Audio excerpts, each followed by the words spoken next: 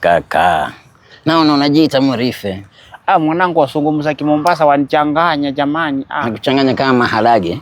Lakini sasa hii Mrife unachoma nini kweli? Ama wewe ni watu wanachoma mmea huko mitaani? Kuchoma unamaanisha nini? Sababu watoto wameharibika. Nasikia tu ati Mrife inachoma nini? Unaongea kuhusu jina yangu? Hilo jina inachoma nini? Sasa nikao umechanganyikiwa. Mimi kwanza unaudua kitu tuchome, kumbe ni majina unazungumzia.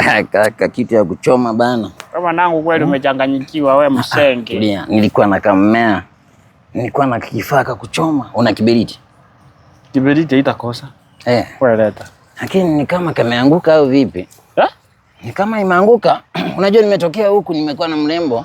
Tulikuwa tunaenda kupiga urada kidogo kwa green. Sasa mambo ya mrembo na kuchoma inatokea Green Lodge hapa kidogo bana. Wacha niende nikatafute pale hivyo bana. Nimekuwa na mrembo hapa. Wacha ningoje dakika moja tu naja, au sio?